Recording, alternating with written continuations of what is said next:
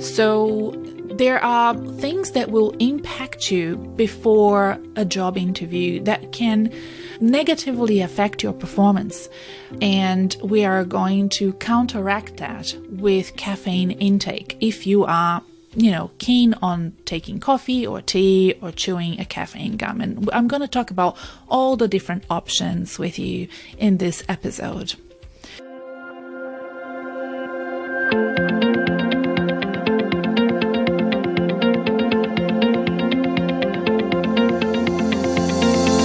Hi, I'm Renata Bernarde, and this is the Job Hunting Podcast, where I interview experts and professionals and discuss issues that are important for job hunters and those who are working to advance their careers. So make sure that you subscribe and follow, and let's dive right in.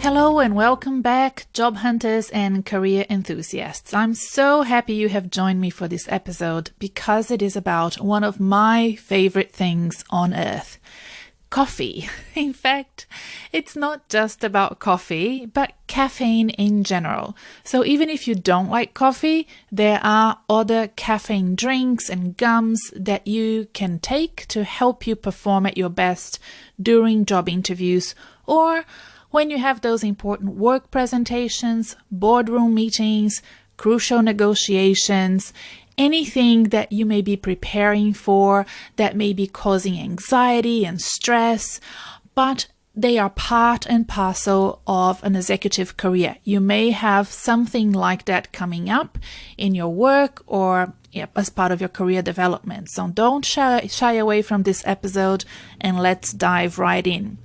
And if you're thinking of skipping this episode because you don't take any caffeine at all, you will be surprised by what I have to say towards the end of this episode. So please stick around because I have options for you too, and I will discuss them later in this episode. But first, I want to remind you that I have free resources for you. When you join my email list, I will send you the 2 documents I give all my clients when they first join me. It's my guidebook so that you know what works when taking the first steps towards your next job, and my email template to help my clients connect with recruiters and hiring managers in a very professional way.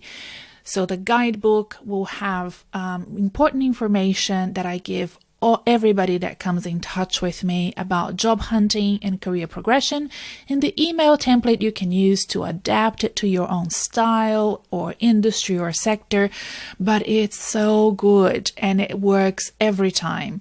So sign up for my mailing list. I will also send you a weekly newsletter for career advancement, and that newsletter includes all the future episodes of the Job Hunting Podcast. I send one newsletter a week to let you know that there's a new episode available to you. Plus, I also send you curated articles and resources, live coaching session invitations, special events, and discounts, which I only share with my mailing list. So to sign up, go to renatabernarde.com/join. And if you don't remember or can't spell my name, there's a link to it in the episode show notes or in the Job Hunting Podcast blog. So find it there, sign up, and join because it will be important for your career progression. In addition to the link to join my mailing list, you will also find any other links and resources that are mentioned in my episodes in the episode show notes or on the podcast blog. So make sure that you always reach out to those when I'm talking. You don't need to take notes. I mean, you can, but you will have those links in the episode show notes. So remember that.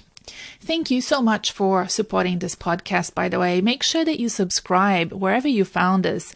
We're available on almost all popular podcast apps. If I'm missing any, please let me know. We try to make sure that we're available everywhere. So please like us, write a positive review, or give us a 5-star rating. It really helps us immensely. It makes a huge impact on this podcast Future Success if you give us a thumbs up, a 5-star rating, or write us a review. Thank you so much in advance for your support. So as you know, one of my services is I provide one-on-one consultations with anyone that needs help with their careers. You can book that on my website, and mostly people book them to prepare them for job interviews. There's a range of reasons why you would book a 1-hour coaching session with me, but I have to admit, a lot of the times it's people that are getting ready for job interviews, and good on them, because preparing for job interviews makes a huge difference. It's highly correlated to your success and getting the job, which is ultimately what you want to do. So I'm very happy to do those consultations. And one of the first things that I ask that really surprises my clients is I ask them about their caffeine intake. Tell me about your caffeine intake routine. And there are lots of other weird questions that I ask when people sign up with me for those consultations. And I can see, because it's a Zoom meeting, I can see that they're puzzled and quite surprised. I'm not going to give away all of my tricks and secrets because that's my IP and I share that only with my clients. But I decided that it would be great to talk to you about coffee. You know why? Because caffeine is consumed by over 80% of US adults. Now, I don't have statistics for other countries. This podcast is listened in dozens of countries, so apologies for that. But I am assuming that wherever you are in the world, you're drinking coffee or caffeine, or you know a lot of people that do. And, it's part of our 21st century culture. It's what we do now. And there are ways to use coffee and caffeine to boost your performance. There are several research that have been done in the US, in Australia, and in many other countries that examine the effects that caffeine has on your cognitive and physical function and performance. Job interviews require a lot of complex decision-making, really high cognitive functions, and also motor processing and movement as well.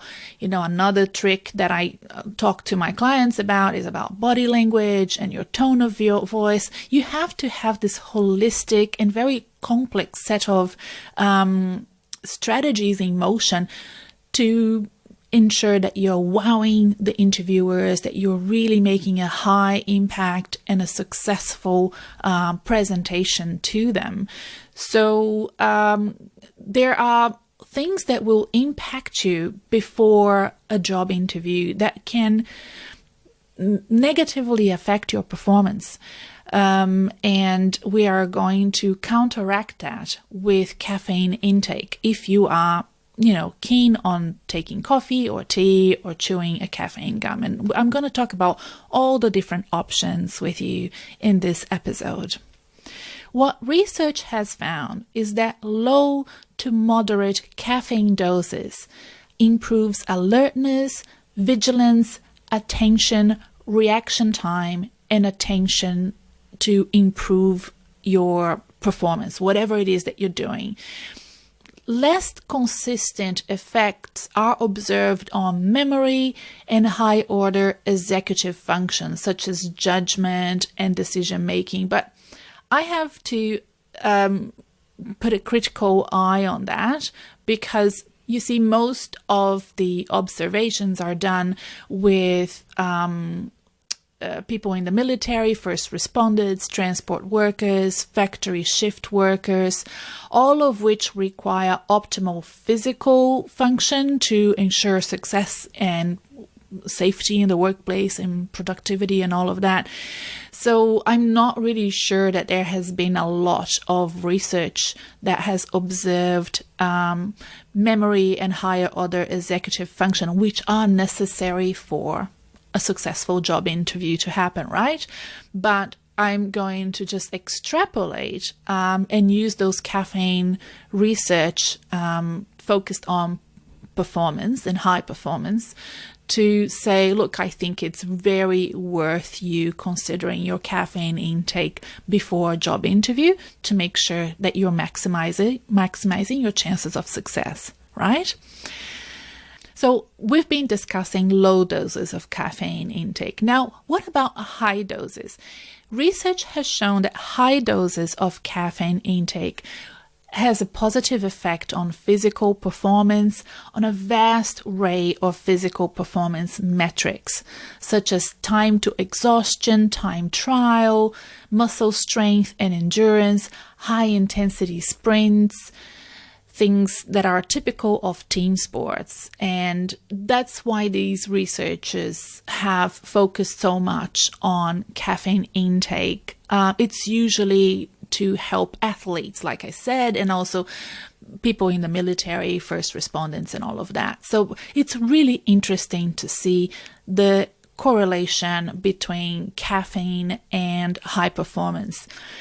Whenever I've read articles that have a title that seems to contradict the link between caffeine and high performance, it's in fact inviting people to consider taking less caffeine so that they can respond better to caffeine when they need it for high performance. So it's not like, you might sort of Google it and see a few articles that say, athletes shouldn't be taking caffeine. And what the article actually is saying, if you read it fully, is that caffeine does help you perform better, but it's probably a good idea for you to lower your dose or don't take any caffeine, go cold turkey, as they say, so that when you actually need that boost that the caffeine can do to your body and your mind, you will be more sensitive. You'll have more of that sensitivity to it. So I have tried it this week and I'll tell you a little bit about it. I've done myself like a guinea pig experiment with a sample of one to see if that worked. So, you have all that research, but you may have also noticed from personal experience that, if you stop taking caffeine, it has an effect on you. It does have an effect on me for sure. I have to admit that if I stop taking coffee and tea and any caffeinated drinks, my personality actually changes. I become another person. I become somebody who is very relaxed and calm and easygoing. And I go from being an extrovert and a type A personality, a go-getter, to being somebody really laid back. And I kind of love myself in that situation, but I don't like to be in that kind of zone for too long. It just doesn't agree with me. I prefer myself with a dose of coffee. And since I was very, very young, I had caffeine in my body. My father is from the Amazon. As you probably know, I'm Brazilian. If you're following this podcast or you follow me on social media, you know this. And my dad is actually from the Amazon region, which is quite unusual. There's not a lot of people that I know from that area. And guarana has been part of his diet for a long time. And his uncle used to send guarana powder to us on the south of Brazil. We lived near Sao Paulo, and Dad, bless his heart, we were very young. I remember being probably maybe 7, 8. This was before we moved to America. So yes, either 7 or 8-year-old, he would get like half a teaspoon of guarana powder and mix with half a glass of water and give it to my sister and I before we went to school. Now, I don't know if that's recommended or not. Remember, this was in the 70s. Things were very different back then. And it tasted like clay, I remember very clearly. And first I didn't like it, but then I really liked the taste, and I really liked the energy that it gave me. And also I started drinking coffee with milk at a very early age. So I know that in most Anglo-Saxon countries, even in Brazil, young children will drink coffee with chocolate, like hot chocolate, or cold. I said coffee, I meant milk with chocolate. So hot chocolate or cold milk and chocolate powder, I used to drink coffee with milk and sugar. I remember that very clearly, and I enjoyed it. I enjoyed the taste of it. My sister never did. I'm not sure if my sister drinks coffee at all. I don't think she ever really enjoyed the taste, but I really did enjoy the taste. I've always wanted coffee. I also think it made me feel like I was an adult, and I really loved that sort of feeling of hanging out with my grandmother and her friends and drinking coffee with them. And yeah, like I really enjoyed that. I remember that clearly. So yeah, no, I am an addict to caffeine, and I know that a lot of people are, and a lot of people take coffee without a strategy to it. And even though I'm saying coffee can help you with your interview and as part of your career, in how you respond to stressful situations that are coming up, it can definitely be problematic, right? If you take too much of it, if you take it at the wrong time, if you decide to go cold turkey when you in fact need it, I think it's very important to manage your caffeine intake, and I will invite you to consider that. In fact, I will link all of these, sort of, not all, but some of the research that I have followed and sometimes I share with my clients. I will link them to the episode show notes so you can have a read as well. I should point out that not all researchers are convinced that caffeine raises cognitive performance above the normal level.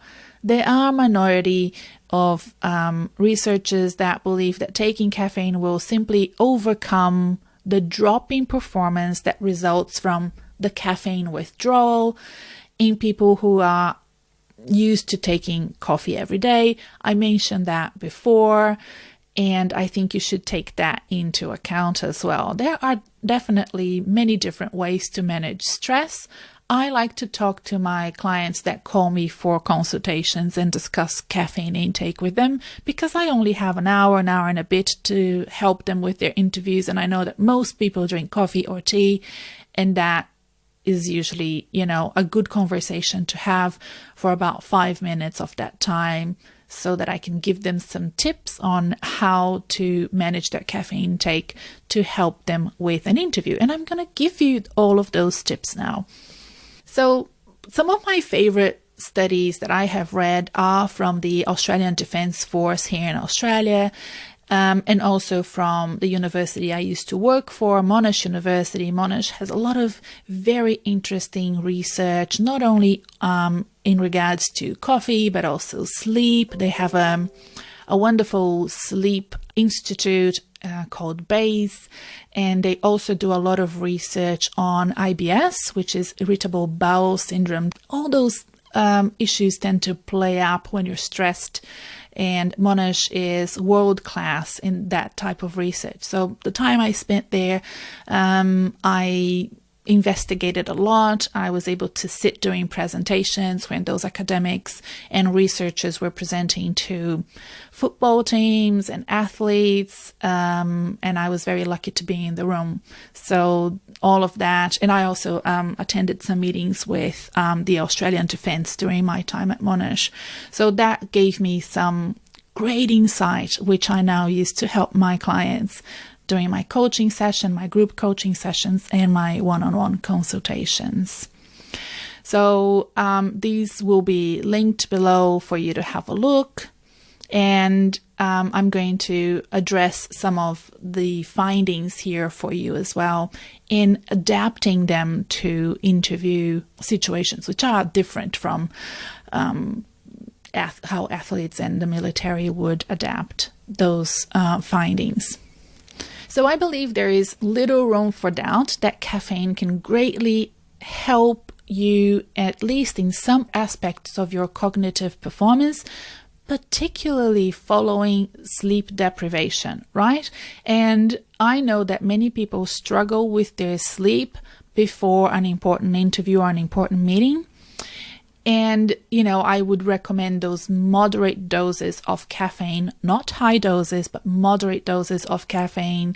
And I think that it is beneficial to your performance during a job interview if you are strategic about how you take your coffee. In fact, if you are job hunting, or even if you are, having a difficult time at work, or you're going to go through a very sort of, high pressure, stressful change or project that will last a few weeks or even a month, it will be interesting for you to also consider some of the ideas that I'm going to share with you now. Now, it's not just about coffee. Coffee is my preferred way of taking in caffeine, and some people might prefer black tea. And, if you don't like the taste of coffee or tea, I will discuss with you some options, specifically chewing gums that you can use to get that dose of caffeine in your body. So don't worry, I have options for you, and I will discuss all of them today. And look, there is also the option of not taking any caffeine at all. Some people don't like it, and I will give you some options for that as well. So according to the Caffeine Informer, which is a website, you can find them online, energy drinks have 80 to 200 milligrams of caffeine. And I'm talking here about the Red Bulls and some other caffeine drinks and brands that you can find in your country. That is pretty much the size of a Starbucks tall. And I'm using Starbucks because there are lots of Starbucks all over the world. So tall is the smallest of the cups that Starbucks uses. So in Australia, that would be like the normal size here in Australia, or maybe the large size here in Australia would be the equivalent to a Starbucks tall. I find that in America, everything is so big, and the tall is the smallest. Imagine that. And in Australia, the tall is probably our largest if you go out for a takeaway coffee. So I would recommend that, the Starbucks tall as our caffeine intake here that I'll be talking about. The equivalent of that would be 2 cans of Coke. Now, I do not recommend you drinking Coke before a job interview, okay? All of the sparkling drinks could be Coke, could be sparkling water, or even if you don't drink caffeine, you decide to drink a Sprite. I do not recommend anything that has the sparkling taste to it, because you're going to be burping during your interview, and that's an absolute no-no. So avoid Coke and stick with either tea or coffee or chewing gum. Now, you can buy chewing gum, I believe, online. I have never used caffeine chewing gum before, but you can find what they call the military grade chewing gum. The only thing that I would recommend if you decide to buy the chewing gum, and by the way, you can buy them in different flavors like mint and those sort of spearmint flavors, and that might be a solution if you don't like the taste of coffee or tea. But try them first, because they will take effect much sooner than a coffee cup. So if you drink coffee, it will take about 30 to 60 minutes for it to take effect. If you chew a chewing gum, it will be between 10 to 20 minutes, right? So, and it can be quite a spike in energy. And I will link below a video of somebody testing a chewing gum, and you can see that the guy is sweating and he's speaking very fast. I don't know if that's for the video and the whole effect of it, but it just made me think that it's something that you should probably test beforehand, because you want to have total control over, how you present yourself during a job interview, and you don't want the chewing gum to kind of make you too restless, and definitely you don't want to be all sweaty. So 1 cup of tall Starbucks would be the equivalent of 2 caffeine gums. So you would have to chew 2 of them and you can buy them in many flavors.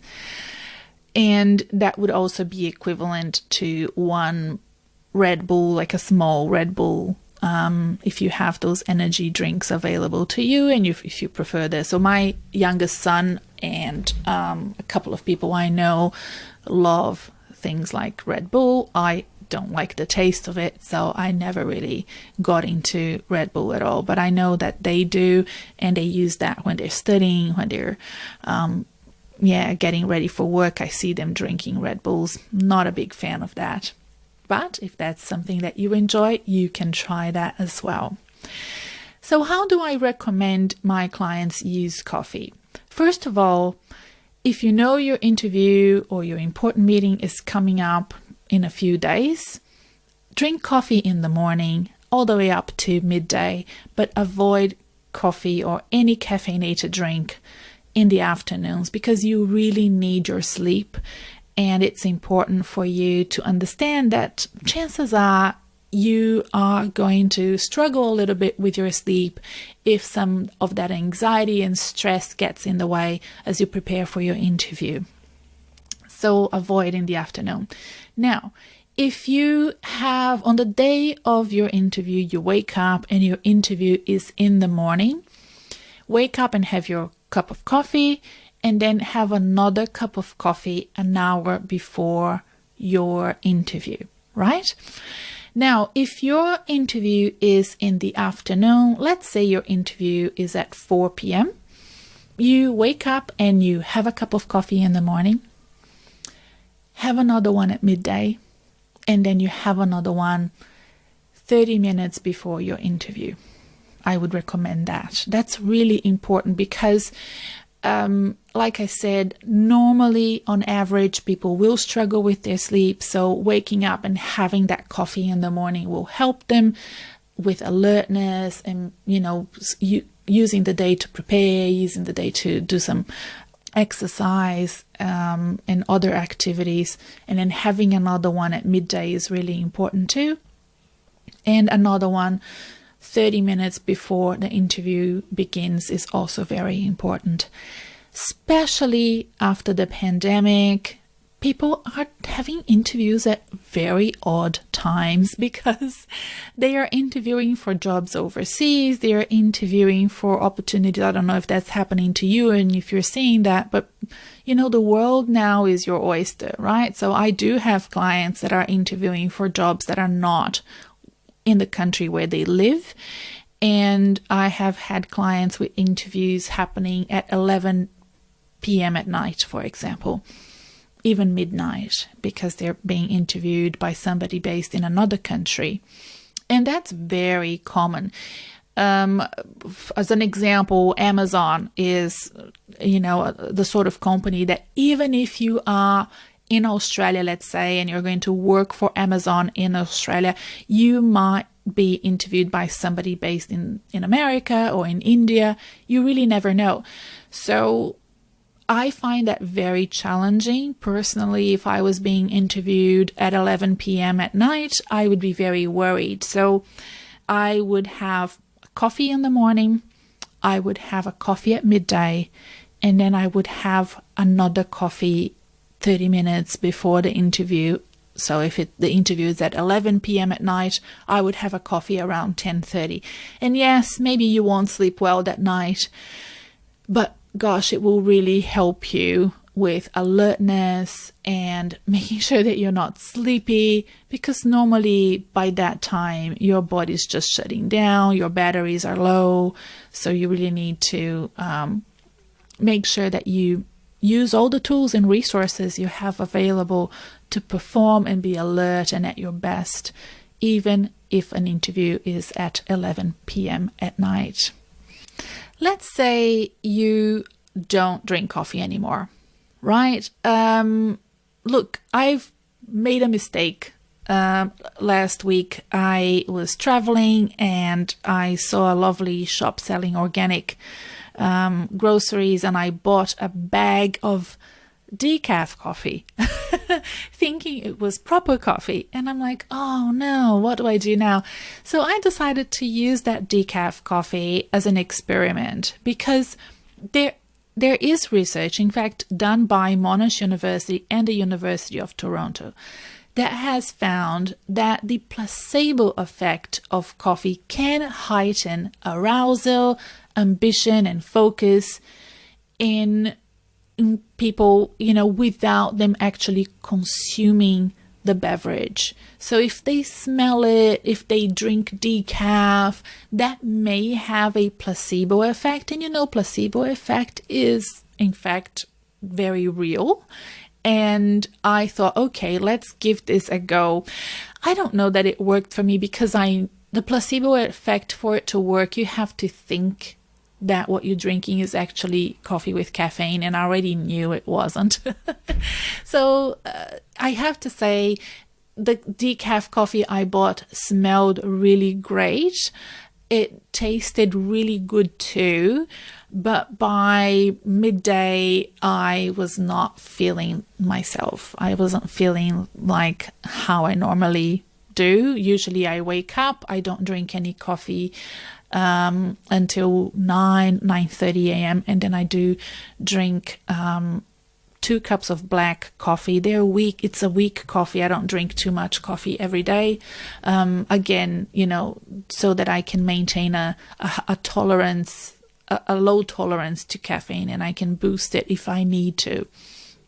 And also because that's all I need really to get me going. At 9:30, I do a weak French plunger, and I drink that entire thing. So it's usually 2.5 cups of coffee, but it's weak black coffee. And it's kind of unusual for an Australian, but not unusual for a Brazilian. Brazilians don't really like very, very strong espresso coffee. They like it a bit more mild and smooth. So I drink that coffee, and I drank the decaf, and it didn't work for me. By midday, I needed another stronger, proper coffee. So I gave up on the decaf. I'm having it here now in case I have a guest visiting who prefers decaf, and I do have a few friends that drink decaf, but it's not for me. But look, it may work for you. So if you can't take coffee anymore, but you really like the smell of it, consider doing the decaf placebo and see if that works for you. If you don't like coffee at all, but you can take caffeine, I would recommend that you buy and then test the chewing gums, because they don't taste like coffee. They have, different proper chewing gum tastes like peppermint, and that may be a good option for you. But remembering that they will come into effect much quicker, 10 to 20 minutes, and it's kind of a big spike. So I would recommend that you get used to the chewing gum and not use it when you have a big interview coming up. Don't use it for the first time when you have a big interview coming up. And what if you really don't like any of these options at all? Then the best thing that I would recommend for you to make sure that you are alert and you can perform at your highest level, and you cannot tolerate caffeine, go outside and go for a walk an hour before your interview. Go outside, not indoors. Go outside and go for a walk. Go outside. Even if it's at 10:30 p.m. at night, I would do that. If you are doing an interview in the evening, I would use light. Make sure that you are, in a place that's very well lit, so that you are alert and awake for those late night interviews that you may have. And the other option that you can try is cold showers. Right? So cold showers are in vogue. They're trending at the moment. A lot of people are taking them, and that's maybe an option for you. Not very practical unless you work from home. But again, it's one of those things that can keep you alert. And remember, it's a job interview. You are going to do that, and then you don't need to do that anymore. If cold showers is not something that you want to do regularly, I'm trying to build myself up to include that as part of my routine. I'll be discussing my daily routine, my daily high performance routine again. I've done a live coaching session once about it, and it was really popular, so I'm planning to do another one in a few weeks' time. And cold showers is like, oh, do I have to? But maybe it will be a good idea. Now, it's also important to note this, that the cognitive altering effects of coffee were more prevalent in people from Western countries, because coffee is more popular in Western countries, and they are correlated with energy and focus and high performance and ambition. So even if you drink caffeine in the Eastern countries, it's not really because you want to wake up in the morning and, those sort of things that we have associated coffee and caffeine with in Western culture. Coffee was also associated more with high performance and arousal than tea. You would have to drink, I should have said this before, but you would have to drink 2 cups of black tea to be equivalent of 1 tall Starbucks cup of coffee. So there is more caffeine in coffee than tea, about 2 to 1. So it would be 2 cups of tea.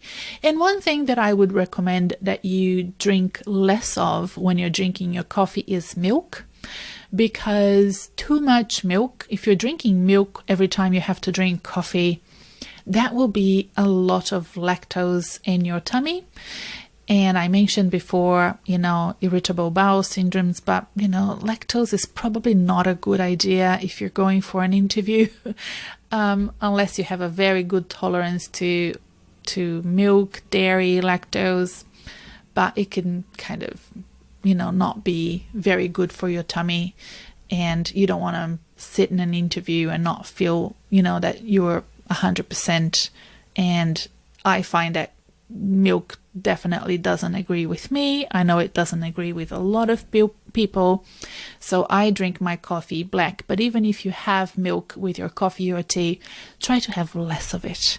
So that will definitely help.